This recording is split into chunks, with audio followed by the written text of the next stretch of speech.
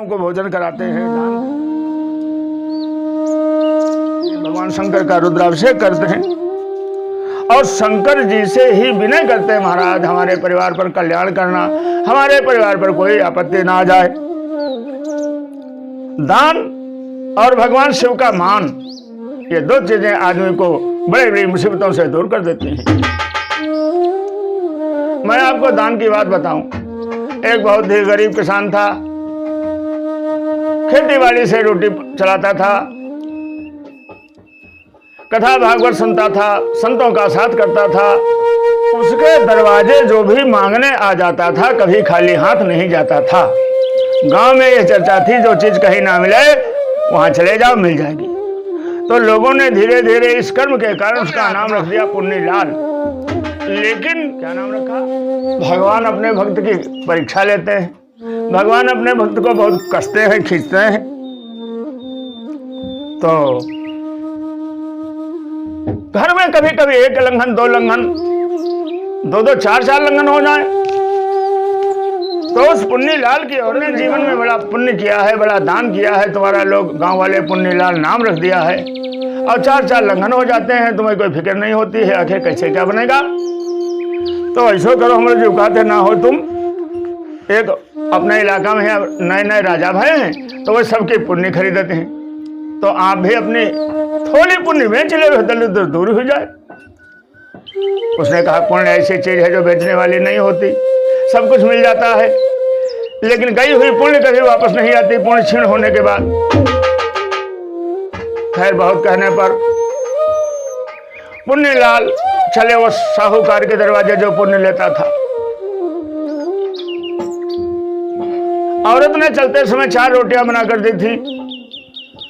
पैदल का रास्ता था, पुण्यलाल चलते रहे।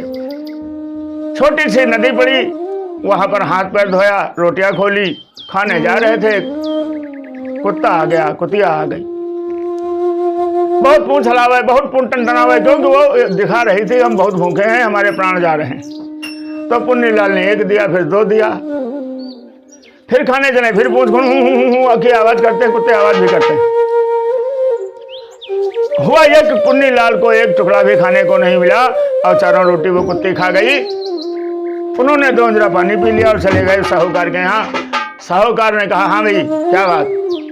तो पुण्यलाल ने कहा भाई पुण्य में चाहिए आए न, गरीबी बहुत है, क्या करें हम? तो उसने कहा कौन पुण्य में हो? यज्ञ में गए रहो हुआ वाली, ब्याह में गए रहो कन्या के वहां वाली,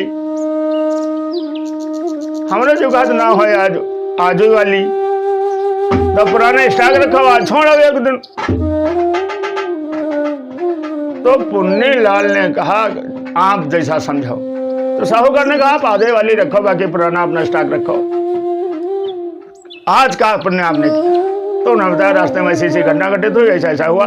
4 रोटी कुत्ते को खिलाने के प्रताप से 4 रोटी के बराबर राजा ने अपनी सारी सल्तनत रख दी, लेकिन वो सल्तनत हल्की पड़ गई और वो रोटियां वजन निकली। तो राजा आश्चर्यचकित हो गया और उसने कहा ले जाओ आप संपत्ति।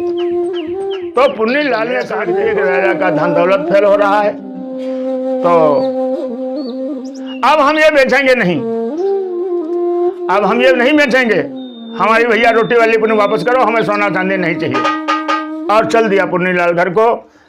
रास्ते में पुण्यलाल को अब औरत वाला सतावे डर कि वो औरत आफत करेगी, ले गई वो करे, वो फिर आएगी वैसे। तो पुण्यलाल ने उसी नदी में जहां रोटी खाया था एक मोट कपड़े में बालू बांध लिया और बालू बांध करके और गए और ढेरिया पर उसको ऊंचे पर रख दिया और उन्होंने कहा ले जाओ, कहना ले जाओ। शाम को खाना वाना खाया, पुण्यलाल सोचा रात की झगड़ा कौन करे, सवेरे तक टल जाए मामला, फिर सुबह देखा जाएगा।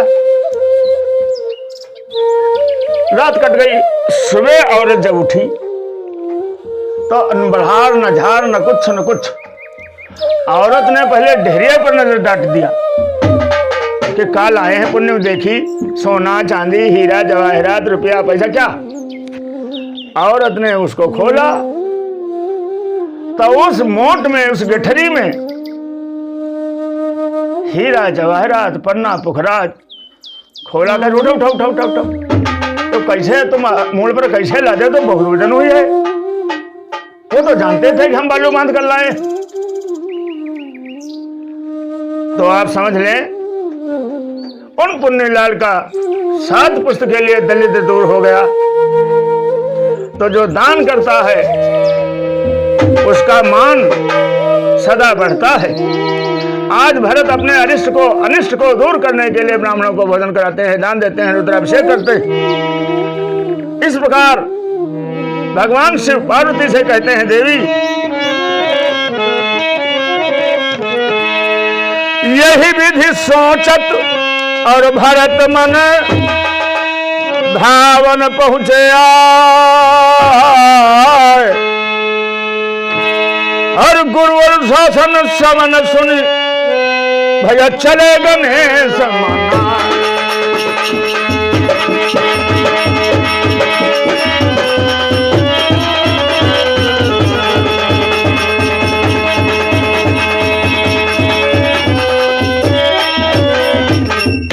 बोले रामकृष्ण भगवान की जय हो। वृंदावन बिहारी लाल की।